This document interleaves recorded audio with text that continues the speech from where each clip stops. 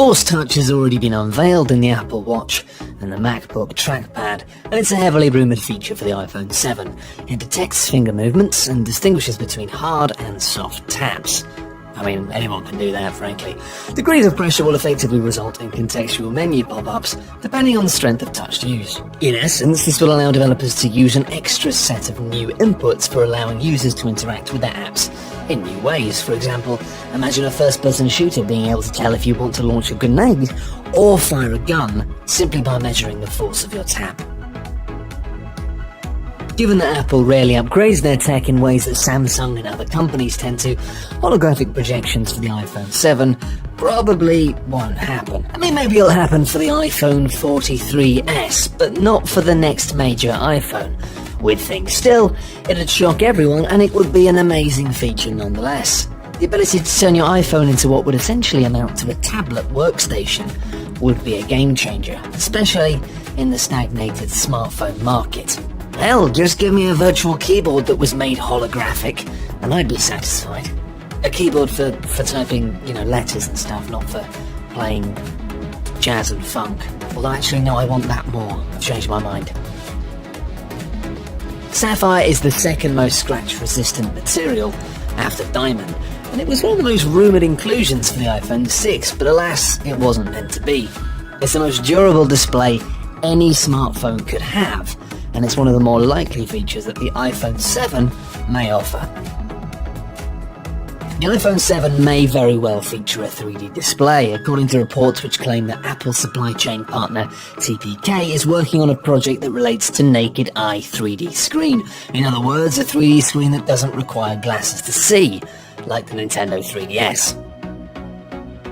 Let's be honest, charging for all recent iPhones has sucked quite badly when compared to other Android smartphones, especially from Google and Samsung. Apple manages to make each new iPhone slimmer while equipping it with a faster processor and a graphics chip to also improve on battery life. The iPhone 6 was originally rumoured to have a front display made from sapphire glass, which would have made it possible to use it as a solar collector. This would allow you to put your phone into charge mode throughout the day. All you'd have to do is take a walk in the park at lunch just to give a boost to your battery. I mean, a walk in the park with your phone out, which might be risky depending on the park, and also you do need sunshine, which, if you're from England like me, you've got basically no chance of having any. But, it would be fun. Here's hoping it comes to the successor. Another feature we'd like to see in the iPhone 7 is the device being waterproof. Apple has already emphasised health-related functionality in its mobile devices going forward, and it would be a logical move for the smartphone, enabling athletes to utilise it while swimming, etc.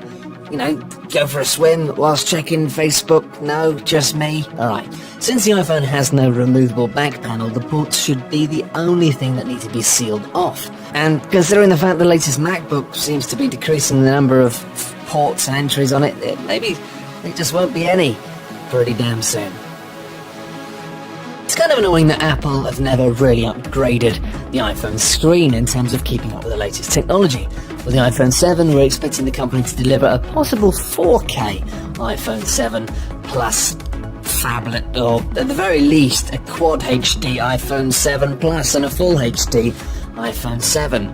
It all sounds like absolute nonsense to me, but they'll probably do that. One of those things. Whoa, technology. What is this? The 1990s? Are we all back in the 1990s? Why haven't we got wireless stuff going? Wireless everything.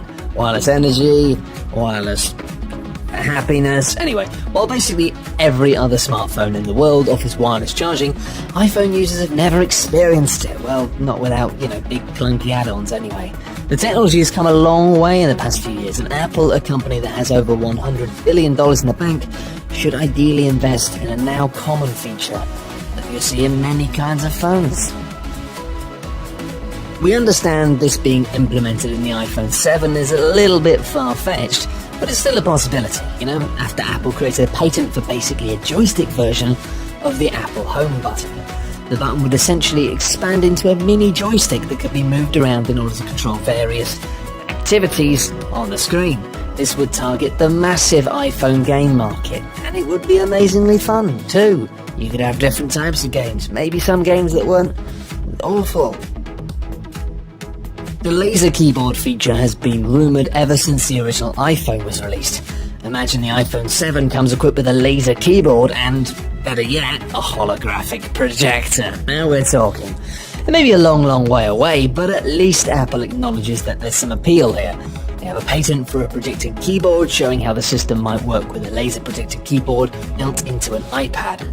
Maybe one day, my personal dream of playing Grand Theft Auto 6 anywhere via the iPhone 7 whilst playing jazz music on a holographic keyboard with a joystick feature and an inbuilt projector could become the reality that currently is just a dream. But knowing Apple and the fact that that's kind of ridiculous, probably not.